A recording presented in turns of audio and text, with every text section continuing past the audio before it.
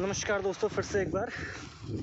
अभी पिछली वीडियो में हम लोग मंदिर की तरफ को निकले थे और अभी भी सफ़र जारी है। तो एक मंदिर से हम लोग आए हुए हैं अभी पीछे, कालीरो मंदिर से। साल में कितने बार भागवत लगता है कमल वहाँ? साल में एक बार भागवत लगता है। कौन सा महीने में? अगस्त सितंबर के आसपास लगता है। उस मंदिर से होते हुए फिर अभी हम जा रहे हैं मेन डेस्टिनेशन जो कि डिसाइड किया था मैंने प्रीवियस संडे को कवर करूँगा, लेकिन नहीं हो पाया। ज़रूरी थोड़ा ना जैसा हम चाहे वैसा हो जाए, जीना इसी का नाम है। तो इस बार संयोग बना और फिर आ गए हम लोग। तो अभी हम लोग रास्ते में हैं। तो अभी इससे पहले जब हम पीछे कालीरो मंदिर थे तो कमल भाई साहब और मेरी एक बात हुई थी। किसमें? शिव तांडव स्तोत्र और पंचाक्षर स्तोत्र, और जो तुलसीदास जी ने लिखा था एक, मेरे को भी उसका नाम एग्जैक्टली रिकॉल नहीं हो पा रहा है। ठीक है, रिकॉल होगा मैं आपको बता दूंगा आगे। तो किसकी क्या भूमिका, मतलब कौन कब यूज़ हुआ, कहाँ से आया था, इस चीज़ में हमारी बातें चल रही थी।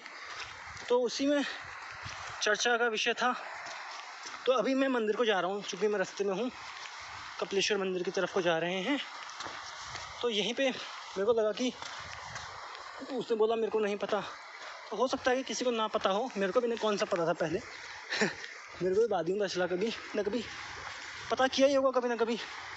तो ठीक है, जिसको नहीं पता उसके साथ शेयर करना बहुत ज़रूरी है ये चीज़ें। तो वही मैं बता रहा था। घर में मम्मी भी वेट कर रही होगी। मैं तेरे वहाँ खा लूँगा तू मेरे वहाँ खा लेना, लेकिन आज मैं घर ही खाऊंगा अभी यार, मंदिर से आने के बाद। हाँ तो रुक जा यार भाई, वाला कंसेप्ट पूरा करने दे। एक था हमारा रुद्राष्टकम, एक था शिव तांडव स्तोत्र और एक था पंचाक्षर स्तोत्र। ठीक है, तो होता यह है, अब आ गए हम द्वापर युग से त्रेता युग में की बात में। त्रेता युग में राम भगवान वनवास को चले गए थे। वनवास को गए थे, सीता मैया का हरण हो चुका था, खोज करनी थी, समुद्र पार करना था। समुद्र पार करने के लिए समुद्र से विनती करनी थी। तब भगवान शिव की अर्चना करने के लिए जब राम भगवान समुद्र किनारे बैठे तो उन्होंने भगवान की जो स्तुति की वो रुद्राष्टकम में आता है। वो तुलसीदास जी द्वारा रचित है और उसके जब बोल भी हैं इस प्रकार है: नमामि शमीशान निर्वाण रूपम विभुम व्यापकम ब्रह्म वेदस्वरूपम निजम निर्गुणम निर्विकल्पम निरीहम चिदाकाशमाकाशवाशम भजेहम निराकार ओंकार मूलम तुर्यम गिरा ज्ञान गोतितमीशम गिरीशम करालम महाकाल कालम कृपालम गुणागार संसार पारम नतोहम तुषाराद्य शंकाश गौरम गभीरम मनोभूत कोटि प्रभाश्री शरीरम। तो उसके बोल के जिस प्रकार है कि जब राम भगवान स्तुति कर रहे थे शंकर भगवान की समुद्र किनारे, तब ये स्तोत्र ने गाया हुआ था। अब बहुत विनती करने के बाद जब समुद्र भगवान नहीं आए, दर्शन नहीं दिए, तो उसके बाद बहुत विनती के बाद जब समुद्र भगवान नहीं माने, इंटरप्शन हो गया था, कोई आ गया था रास्ते में। तो बहुत विनती के बाद जब समुद्र भगवान नहीं माने तो उसमें ही फिर एक श्लोक है रामायण का: विनय न मानत जलधि जल गए 3 दिन बीत, बोले राम सकोप तब भय बिन होए न प्रीत, बिन भय होए न प्रीत, जो भी है XYZ। तो बोला कि बिना भय के प्रीत नहीं होती, तो निकाला तरकश्य बाण और चढ़ा दिया समुद्र को पे वार करने के लिए अपने धनुष पे। फिर की कहानी आपको पता ही है। तो यहीं से हमारा रुद्राष्टकम जो था वो यहाँ पे आया था, नमामि शमीशान निर्वाण रूपम। तो ये था रुद्राष्टकम की लाइनें। और जो राम भगवान ने धनुष पे बाण चढ़ाया था, हाँ, उस पे है कि लहजे में शक्ति भी लाजमी है। 2 लाइन है, लहजे में शक्ति भी लाजमी है। थोड़ा सख्त होना पड़ता है, ज़्यादा सॉफ्ट टोन से काम नहीं चलता कभी कभी। तो लहजे में सख्ती भी लाजमी है। ना होता खारा समुद्र तो लोग पी जाते, और समुद्र खुद खारा नहीं करता तो लोग छोड़ते गाँव से नदियों की तरह। ठीक है, तो फिर दूसरी बात है शिव तांडव स्तोत्र की। तो शिव तांडव स्तोत्र के बारे में अगर हम बोलें, मैं रास्ते में हूँ, हो सकता है वीडियो क्वालिटी सही ना हो, कोई बात नहीं, हमें वीडियो क्वालिटी से कोई खासा फ़र्क नहीं पड़ेगा, हमें मेन बात है अपनी बात पहुँचाने से। तो दूसरी बात में आया शिव तांडव स्तोत्र। तो ये हम सभी को पता है कि रावण ने इसकी रचना की थी, और जैसे रावण का स्वभाव था वैसे ही इस स्तोत्र की लाइनें भी हैं। इस स्तोत्र में गर्जना है अपने आप में, अगर इसको हम पढ़ें तो जब भी रावण, जैसे राम भगवान ने जब शिव जी की पूजा की थी तो नमामि शमीशा निर्वाण रूपम की से स्टार्ट किया था, वो वाला स्तोत्र पढ़ा। लेकिन रावण दूसरों के स्तोत्र में नहीं जाता था, रावण अपने स्तोत्र को खुद बनाता था, मतलब खुद उसकी रचना करता था, खुद उन्हें अभिमंत्रित करता था और फिर उनका आवाहन करता था। तो रावण जो पढ़ता शिव तांडव स्तोत्र, उसकी लाइन थी जटाटवी गलत जल प्रवाह पावित स्थले गले विलम विलम विदाम भुजंग टुंगम आलेगम डमट डमट डमट डमट निनादवट डमरवय चकार चंड तांडव तनोतुना शिव शिवम जटा कटाह संभ्रमा भ्रमण विलिच वल्लरी विलोल वीच वल्लरी विराजमान मूर्धनि धगत धगत धगत ज्वल ललाट पट्ट पावके किशोर चंद्रशेखरे रति प्रतिक्षणम। तो ये पूरा स्तोत्र है आगे, ये रावण ने खुद लिखा, खुद इसकी रचना की, खुद इसी स्तोत्र को अभिमंत्रित किया, मंत्र को फिर अभिमंत्रित किया, और जब भी वो अर्चना करता था तो इन्हीं मंत्रों के साथ करता था। लेकिन उसकी अर्चना में गर्जना थी। जब भी वो, जैसे अगर मैं आज के टाइम पे रेफरेंस दूं, एग्जैक्ट रेफरेंस तो नहीं हो सकता, फिर भी शशि थरूर हैं हमारे कांग्रेस के एक दिग्गज नेता हैं, तो उनकी इंग्लिश लेवल एक्सट्रीम है, उसका हम सबको पता है। तो जो लेवल अभी उनकी इंग्लिश का है उससे करोड़ गुना अरबों गुना कंपेयर नहीं हो सकता, उससे भी बहुत बड़ा लेवल था उस टाइम पर रावण का संस्कृत में। वो जानबूझ के, क्योंकि बहुत ज्ञानी था, वो बहुत बड़ा विद्वत था, बहुत बड़ा पंडित था, तो जानबूझ के ऐसे शब्दों को यूज़ करता था जिससे उसकी विद्वता झलके उसके जो मंत्र हैं उनमें। तो ये था हमारा कौन सा शिव तांडव स्तोत्र। तीसरा है फिर जिसको हम बोलते हैं पंचाक्षर स्तोत्र। पंचाक्षर स्तोत्र पढ़ा जाता है, जैसे उसकी लाइनें हैं, नीचे समुद्र दिख रहा है, मुझे बहुत अच्छा लग रहा है, नदी जो भी, तो मैं उसको देखता हूँ, अलग ही फीलिंग आती है। ठीक है, तो पंचाक्षर स्तोत्र है ओम नागेंद्रहाराय त्रिलोचनाय भस्मांगराकाय महेश्वराय नित्याय शुद्धाय दिगंबराय तस्मै नकाराय महेश्वराय मंदाकिनी सलिल चंदन चर्चिताय मंदेश्वर प्रमथनाथ महेश्वराय नित्याय शुद्धाय दिगंबराय तस्मै मकाराय नमः शिवाय। शिवाय गौरी वदन च विंदा, जो भी आगे को, सूर्याय दक्षाय धर्नाशिकाय श्रीनीलकंठाय वृषध्वजाय तस्मै शिकाराय नमः शिवाय। ऐसी आगे को पूरा है स्तोत्र। ये है हमारा कौन सा पंचाक्षर स्तोत्र। तो इन तीनों में यही डिफरेंस है, तीनों भगवान शिव की आराधना है, लेकिन तीनों के अपने अपने महत्व हैं। तो अभी फिलहाल इतना ही। कमल भाई आगे से चल रहे हैं चुपचाप, तो उनके संग को जाना पड़ेगा, और कृपा रही भगवान की तो फिर आएंगे शायद नेक्स्ट संडे, और पॉसिबल नहीं हुआ तो उसके नेक्स्ट संडे आएंगे, कोई प्रॉब्लम वाली बात नहीं। ठीक है, तो अभी हम कमल को ज्वाइन करते हैं और आपसे सीधे मिल बात करते हैं इसके बाद मंदिर में। तब तक मिलते हैं फिर आगे। ओके, फिर नहीं रोक पाया मैं अपने आप को, और फिर से नेचर में अलग ही फीलिंग होती है, पता नहीं क्या है, पता नहीं सबको है, नहीं है, मुझे नहीं पता, जिसको हो ना हो मुझे है कनेक्शन है कुछ तो नेचर के साथ। और जहाँ बहता हुआ पानी दिखे ना, जहाँ भी तुम्हें बहता हुआ पानी मिले, एक अलग ही, मतलब क्यों सुकून मिलता है पता नहीं, गलत नहीं बोलना है मेरे को, वो भी ध्यान रखना है, लेकिन सुकून मिलता है। ठीक है,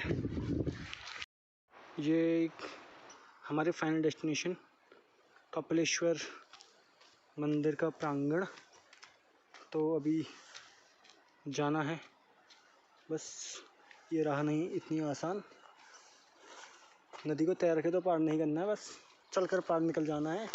तो चलिए, आगे वाला दोस्त जा चुका है, फॉलो करना है उसे मुझे, मैंने उसको फॉलो करना है। देखते हैं क्या होता है आगे। ओहो, यहाँ तो आगे चलने की है, तो ज़रा ना सोचते हुए ये पुल और ये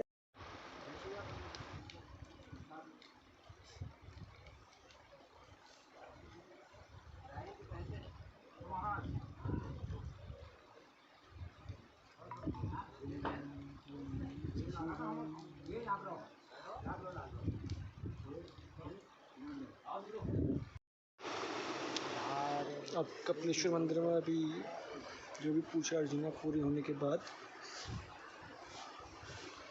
ये मैं तो इधर आया था अभी तक, मुझे कमल ने बताया यहाँ पे कि यहाँ सारी खंडित मूर्तियाँ रखी गई हैं, जो भी मूर्तियाँ खंडित हो चुकी हैं या जो भी चीज़ एक्स्ट्रा मतलब सामान है वो सब इधर रखा हुआ है इस तरफ। और ये एक शिला है बड़ी सी, ये बड़ी सी शिला है, और ये यज्ञ कुंड है हमारा। और यहाँ शायद मुझे जहाँ तक लग रहा है, अगर यहाँ कुछ कथा होती होगी तो एक व्यासपीठ या गद्दी से बोलते हैं वो होगी हमारी। ये वाला कमरा बंद है, तो ये कमरा इसी यूज़ के लिए होगा, इसी पर्पज़ के लिए होगा इधर पे। और ये भी फिर एक कुंड ही है, यज्ञ कुंड टाइप का, धूणी बोलते हैं इसे पहाड़ों में, कुमाऊनी भाषा में। और इतना एरिया ये आया।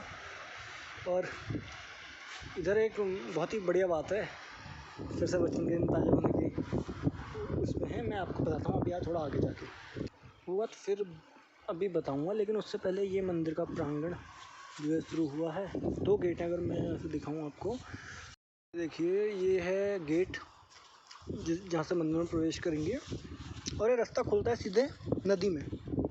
सबसे अच्छी बात है इसमें ये लगी मुझे कि हम लोग जैसे आए थे इस वाले रास्ते से, जो सामने आपको रास्ता दिख रहा है, इस रास्ते से आए और नेचुरली हमको आना पड़ेगा ऑटोमेटिक नदी में, और यहाँ से पैर वैल धुलते हुए फिर हम मंदिर में प्रवेश करेंगे। एक गेट ये है, और दूसरा गेट यहीं पे आगे से भी दिखाऊंगा मैं आपको, बड़ा वाला जो गेट है वो है।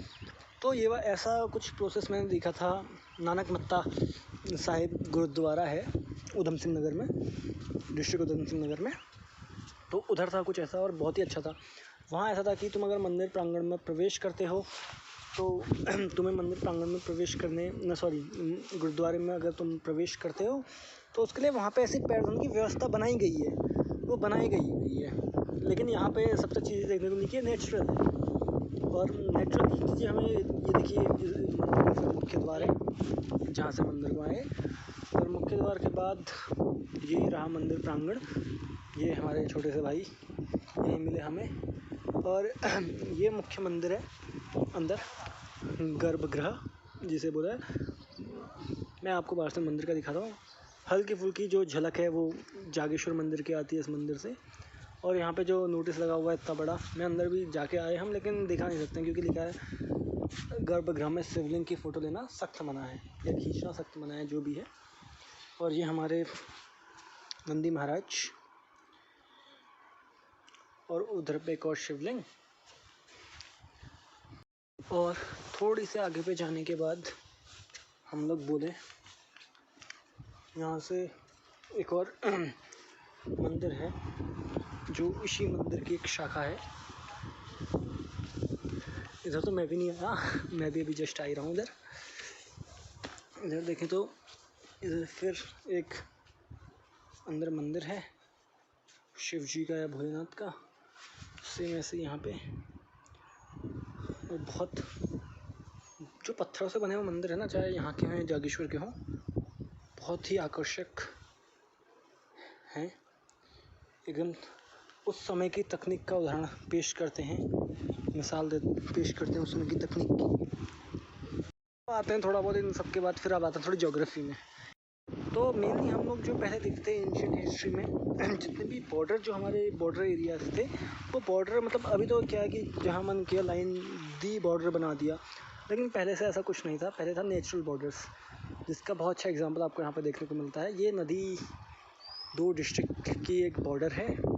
नदी के जस्ट उस तरफ अगर हम बात करें तो नैनीताल डिस्ट्रिक्ट है, जिधर से हम आए हुए थे, और नदी क्रॉस करते ही इधर अल्मोड़ा डिस्ट्रिक्ट लग जाता है। तो मैंने अभी आपको थोड़ी देर पहले कहा था कि याद ताज़ा हुई बचपन में, जब मैं यहाँ से पढ़ा करता था इसी एरिया से। तो मुझे अभी भी याद है हम लोग के संग क्या होता था कि हम लोग नदी पार करके, एक भैया थे वो पढ़ाते थे, तो उनके यहाँ पढ़ने के लिए आते थे। तो होता था कि हम एक ही दिन में उस नदी को 5-6 बार क्रॉस करते थे, और उससे ये बोलते कि देखो अभी मैं अल्मोड़ा में हूँ, अब देखो नैनीताल में आ गया, फिर अल्मोड़ा में हूँ, फिर नैनीताल में आ गया। तो मज़ाक के लिए बहुत अच्छा था। लेकिन अगर मैं बात करूँ इंडिया की, तो इंडिया में मोस्टली जितने बॉर्डर थे, अगर हम पीछे जाके देखें तो सब नेचुरल बॉर्डर्स थे। और ये नेचुरल बॉर्डर का होना एक प्रकार से बहुत बढ़िया भी है। क्यों?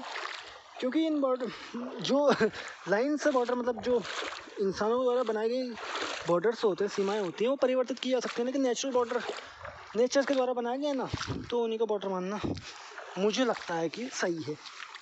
बाकी जिसको जो लगे, आपकी जो राय हो, मैं आपकी राय सुन भी नहीं सकता इसमें।